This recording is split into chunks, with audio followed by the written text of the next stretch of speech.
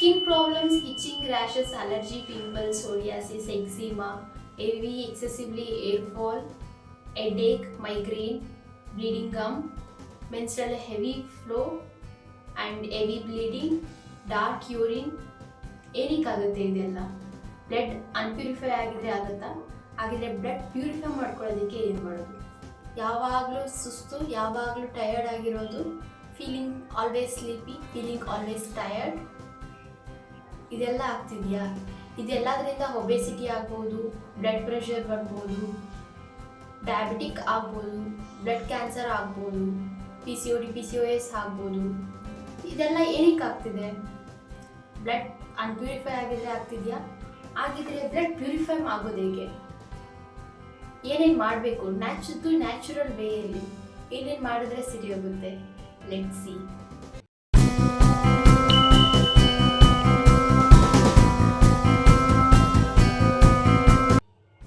Hello guys, welcome back to my channel Sachi Sahana vlogs.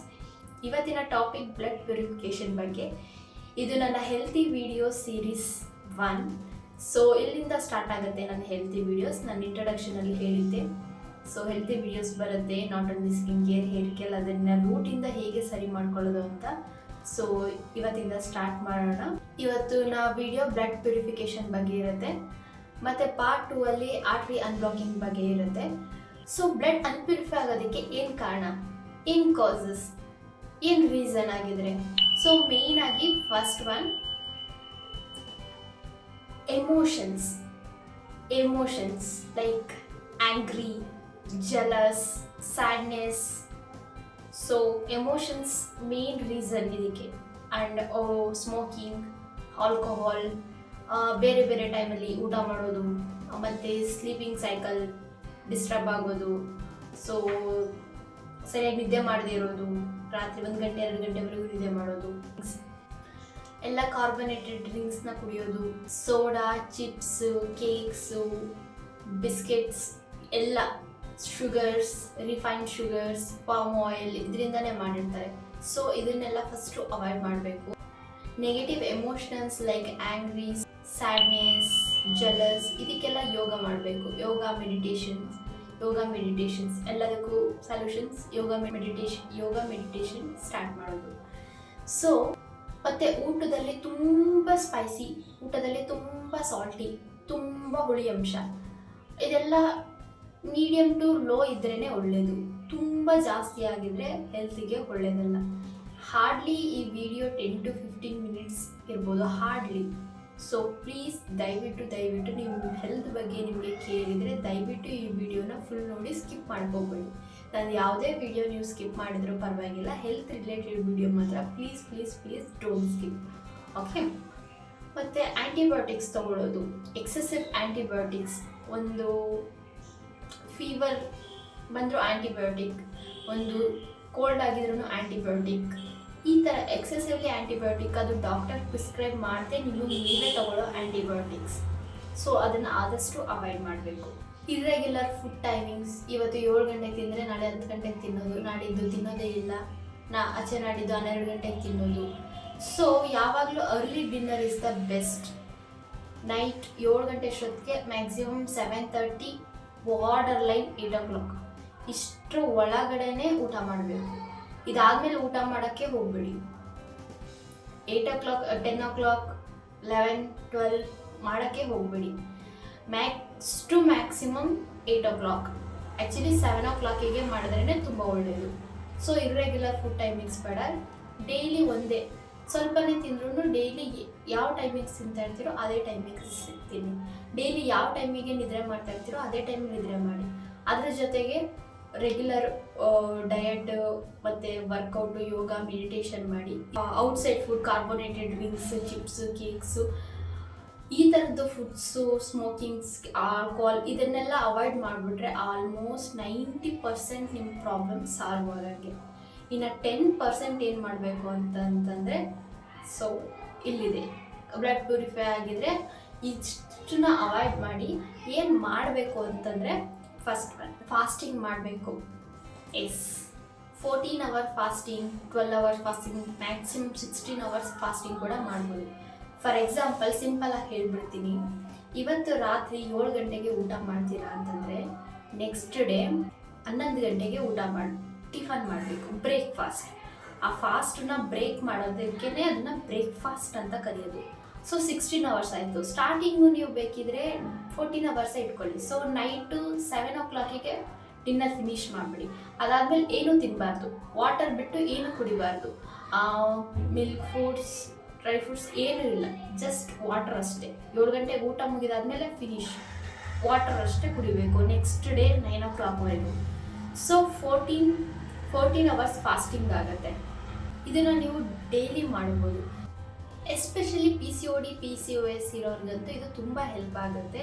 Highly recommend fasting. Next day ಬೆಳಗ್ಗೆ tiffin ಮಾಡೋಕ್ಕೂ ಮುಂಚೆ 1/2 hour 1 hour ಮುಂಚೆ 9 o'clock breakfast ಮಾಡ್ತೀರಾ ಅಂತಂದರೆ ಒಂದು 8 o'clock ನೀಮ್ ಲೀಫ್, ಬೇವಿನ ಎಲೆಗಳು, 4 ರಿಂದ 5 ಫ್ರೆಶ್ ಬೇವಿನ ಎಲೆಗಳನ್ನ ತಿನ್ಬಿಡಿ, ಹಸಿಯಾಗಿ ತಿನ್ಬಿಡಿ.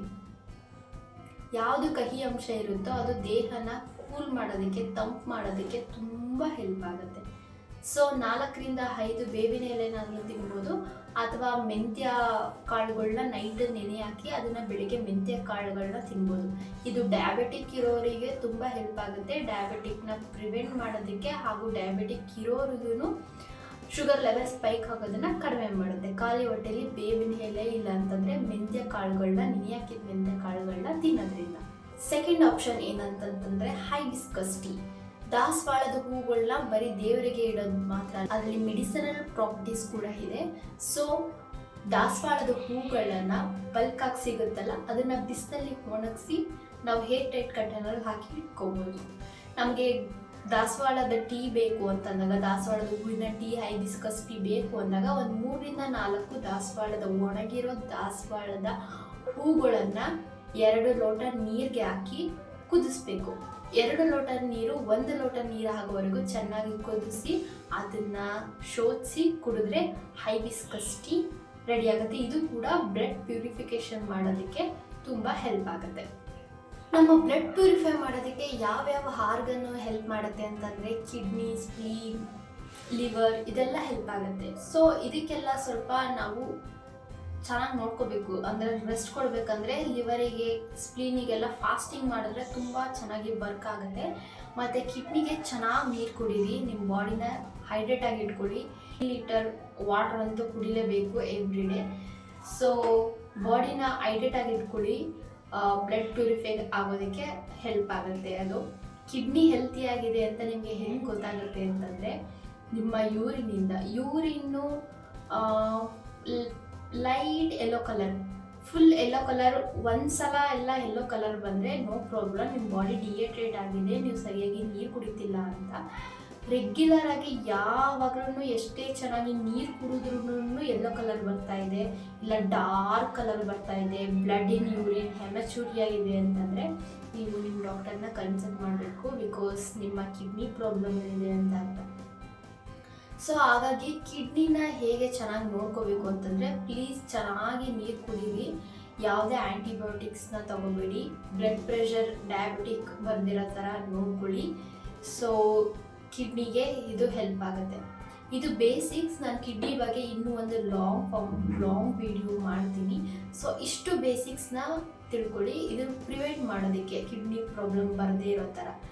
ಸೊ ಕಿಡ್ನಿ ಬಗ್ಗೆನೇ ಒಂದು ರಿಲೇಟೆಡ್ ಲಾಂಗ್ ವಿಡಿಯೋಸ್ ಮಾಡ್ತೀನಿ ಹೆಲ್ತಿ ಸೀರೀಸಲ್ಲಿ. ಯಾವ ಫ್ರೂಟ್ಸು, ಯಾವ ವೆಜಿಟೇಬಲ್ಸು ನಮಗೆ ಬ್ಲಡ್ ಪ್ಯೂರಿಫೈ ಮಾಡೋದಕ್ಕೆ ಹೆಲ್ಪ್ ಮಾಡುತ್ತೆ ಅಂತಂದರೆ ಮೇಯ್ನಾಗಿ ಕಹಿ ಇರೋ ವೆಜಿಟೇಬಲ್ಸ್ ಲೈಕ್ ಹಾಗಲಕಾಯಿ, ಇದು ತುಂಬ ಹೆಲ್ಪ್ ಆಗುತ್ತೆ ನಮಗೆ, ಬ್ಲಡ್ ಪ್ಯೂರಿಫೈ ಮಾಡೋದಕ್ಕೂ ಹೆಲ್ಪ್ ಆಗುತ್ತೆ, ಶುಗರ್ ಲೆವೆಲ್ ಸ್ಪೈಕ್ ಆಗದೆ ಇರೋ ಥರನೂ ಪ್ರಿವೆಂಟ್ ಮಾಡುತ್ತೆ. ಕ್ಯಾರೋಟ್, ಬೀಟ್ರೂಟ್, ಮತ್ತು ಕುಂಬಳಕಾಯಿ, ತೊಂಡೆಕಾಯಿ ಇವೆಲ್ಲ ತುಂಬ ಹೆಲ್ಪ್ ಮಾಡುತ್ತೆ. ಗ್ರೀನ್ ಲೀಫಿ ವೆಜಿಟೇಬಲ್, ಪಾಲಕ್ ಸೊಪ್ಪು, ದಾಳಿಂಬೆ ಹಣ್ಣು, ಸೇಬು ಹಣ್ಣು, ಮತ್ತು ರಾತ್ರಿ ಮಲ್ಕೋಬೇಕಾದ್ರೆ 1 ಗ್ಲಾಸ್ ಹಾಲಿಗೆ ಟರ್ಮೆರಿಕ್ ಪೌಡರ್, ಅರಿಶಿನ ಪೌಡರ್ನ ಮಿಕ್ಸ್ ಮಾಡಿ ಕೂಡ ನೀವು ಕುಡಿಬೋದು ರಾತ್ರಿ ಮಲ್ಕೋಬೇಕಾದ್ರೆ. ಅಂದರೆ ನೀವು ಯಾವಾಗ ಡಿನ್ನರ್ನ ಫಿನಿಶ್ ಮಾಡ್ತೀರೋ ಆವಾಗ. ಸೊ ಇದೆಲ್ಲ ಮಾಡಿದ್ರೆ ಬ್ಲಡ್ ಪ್ಯೂರಿಫಿಕೇಷನ್ಗೆ ತುಂಬ ಹೆಲ್ಪ್ ಆಗುತ್ತೆ. ಸೊ ಯಾಕೆ ಬ್ಲಡ್ ಪ್ಯೂರಿಫೈ ಮಾಡಬೇಕು ಅಂತಂದರೆ ನಮ್ಮ ಬ್ಲಡ್ಡಲ್ಲಿ ನಮ್ಮ ಬ್ಲಡ್ ಏನೇನೆಲ್ಲ ಟ್ರಾನ್ಸ್ಫರ್ ಮಾಡುತ್ತೆ ಅಂತಂದರೆ, ಬ್ಲಡ್ ಏನೇನು ಟ್ರಾನ್ಸ್ಫರ್ ಮಾಡುತ್ತೆ ಅಂದರೆ ಆಕ್ಸಿಜನ್, ಮಿನರಲ್ಸ್, ವೈಟಮಿನ್ಸ್, ಹಾರ್ಮೋನ್ ಇದೆಲ್ಲ ಟ್ರಾನ್ಸ್ಫರ್ ಮಾಡುತ್ತೆ ಎಲ್ಲ ನಮ್ಮ all over through mind body transfer ಮಾಡುತ್ತೆ. ಸೊ ಇದು ಪ್ಯೂರಿಫೈ ಆಗಿದ್ರೆ ತುಂಬ ಹೆಲ್ಪ್ ಆಗುತ್ತೆ. ಪೆಟ್ರೋಲ್ ಚೆನ್ನಾಗಿಲ್ಲ ಅಂತಂದರೆ ಗಾಡಿಯಲ್ಲಿ ಹೊಗೆ ಬರ್ತಿರುತ್ತೆ, ಗಾಡಿ ಒಂದೊಂದ್ಸಲ ಸ್ಟಾರ್ಟೇ ಆಗಲ್ಲ, ನೀರು ತುಂಬ್ಕೊಂಡ್ಬಿಟ್ರೆ ಈ ಥರ ಎಲ್ಲ ಆಗುತ್ತೆ. ಸೊ ನಮ್ಮ ಬಾಡಿನೂ ಹಾಗೆ, ಬ್ಲಡ್ ಎಷ್ಟು ಪ್ಯೂರ್ ಆಗಿರುತ್ತೋ ನಮ್ಮ ಬಾಡಿ ಕೂಡ ಅಷ್ಟೇ ಚೆನ್ನಾಗಿರುತ್ತೆ.